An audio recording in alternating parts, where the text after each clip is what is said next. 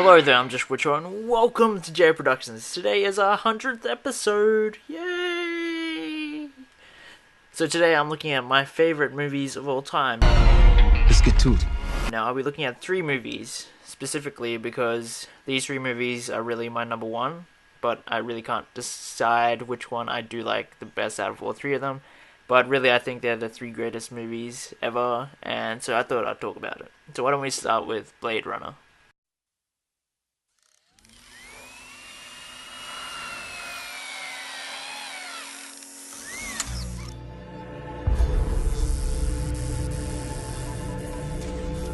I'm kind of nervous when I take tests.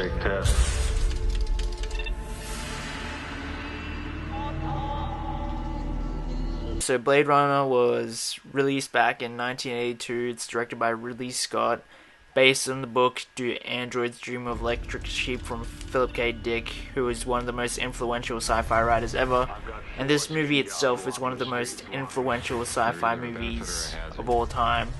And I honestly believe it is the greatest sci-fi movie of all time. It's just a fantastic film that does what good sci-fi does, and that it comments on humanity. And this movie specifically is about what it means to be human, and I just love that about it, that even in this whole sci-fi drenched world, it still manages to be able to hold on to the core philosophy of humanity, and it's just so fantastically done. The visuals are fan-freaking-tastic, and it's a movie that has stood the test of time, and like if you get it on Blu-ray now, it looks like it was made recently.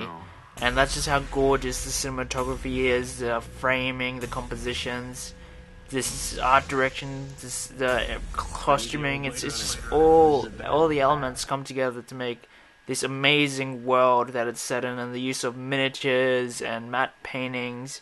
It all still holds up today. Star Wars had just come out, and so everybody was into this whole kind of fun, kind of positive stuff. And then what Blade Runner brought was this dark, brooding film that focused on existentialism and philosophy and asked questions rather than gave excitement. And it was more about the meditation than fun action scenes and adventure. It's actually a really bleak film as well, and the fact that it was depicting our future, and nowadays it has been pretty accurate to quite a few things, except flying cars, of course. But yeah, this film is just a fantastic film and has been really influential on me as a filmmaker. For me, this movie is just an amazing film. Everything about it, from the visuals to the music to the acting, it's just fantastically done. It's really kind of slow burn. It's not exactly quickly paced, and it takes its time, and it focuses on moments rather than a plot.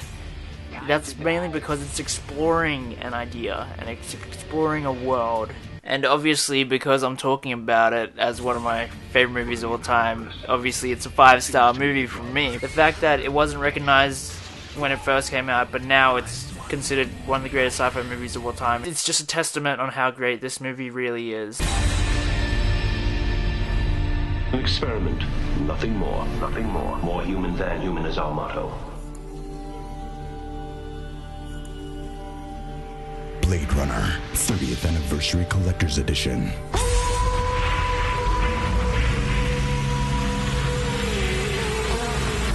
Now with Pan's Labyrinth. Cuentos de hadas. Ya eres muy mayor para llenarte la cabeza con tantas zarandajas.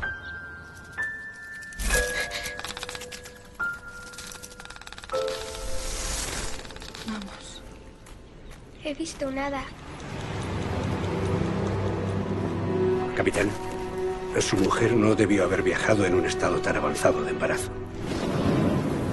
Su mujer necesita reposo absoluto. No me importa lo que necesite o lo que cueste. Cúrala. Pan's Labyrinth, aka El Laberinto del Fauno, is the 2006 film from Guillermo del Toro, who is one of my favorite filmmakers ever. And it's really this dark, allegorical fairy tale set in World War II among the Spanish Civil War. And it's just a fantastic film. It's a piece of art and a piece of poetry, and out of these 3, like, even though I would rate them all the same, they're all number ones to me, if I had to pick one movie that I could have in my life and the other two weren't allowed, I'd pick this movie. I just love everything about it. The acting is fantastic, especially from the little girl. The cinematography from Guillermo Navarro is just gorgeously stunning. It's always moving, it draws you in. And just the world that Guillermo del Toro creates is just so fantastical, yet dark, and it just fully realized, and the symbolism and metaphor of everything in it is just something that I just love. How it is like the old grim fairy tales. It's not like this happy stuff we get from Disney. This is dark, and this is a metaphor and an allegory for the darkness of humanity and the carnal nature that can be within us, and how the innocence of children has been lost in this world and in this time period. It's just so damn well done, with the fantastically beautiful yet haunting score. I love the creature design Guillermo del Toro does. Nobody does creature design like him. The script is just poetic, and the turns and the meaning of it all is just something that I just admire. There's just so much substance to this film and so much creativity that it's just a movie that I just love to watch, and I just find so beautiful. So easily 5 stars from me. Obviously all these movies are, but I'm just stating it again. Fantastic film. Definitely check it out. Even if you don't like foreign films, check this one out because it is amazing.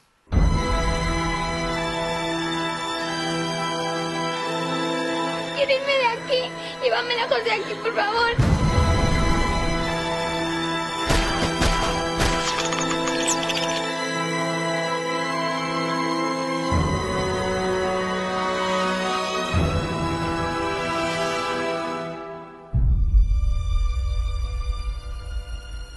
¿Tienes miedo?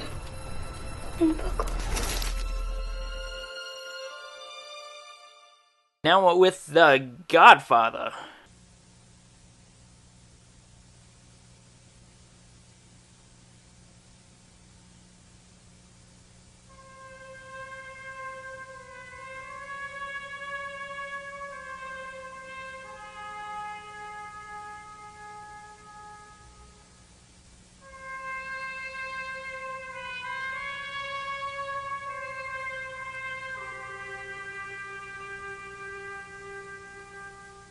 Now this is an obvious movie. I mean, it's one of the greatest movies of all time, and I honestly believe out of these three, even though I'd say Pan's Labyrinth is my favorite, I'd say The Godfather is the greatest, while Blade Runner is the most influential.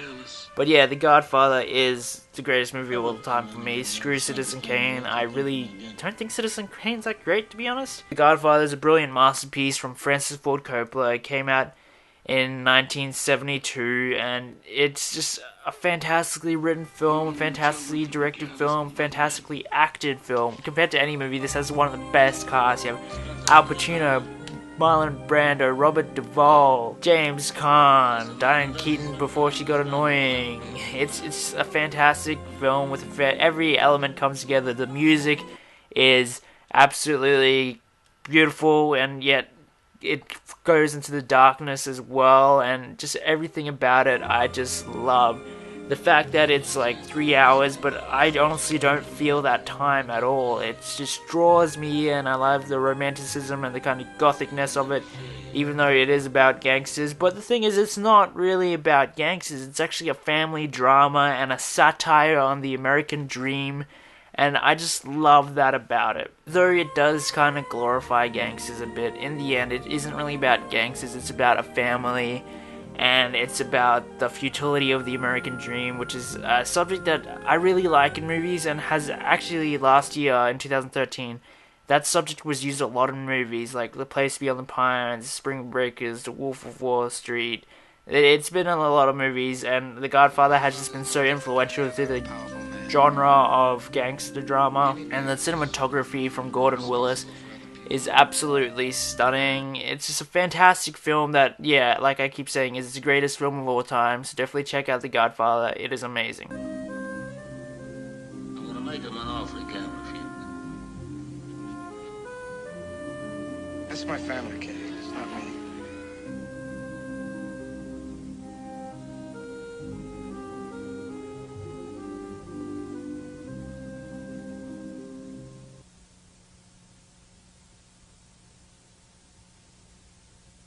Well, anyway, that's all the time we have for today. If you have any thoughts on movies I talked about, you can comment below. Go to my Facebook page, like that, comment there. Follow me on Twitter, and don't forget to subscribe. Well, anyway, that's just my favourite movies. I know I have very different tastes to you guys watching, so why don't you let me know your favourite movies? Comment below or comment on my Facebook.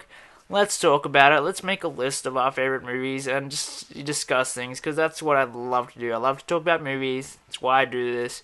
But anyway, I'm Joshua Cho. This is Jared Productions. Let's just get out there and watch fantastic movies.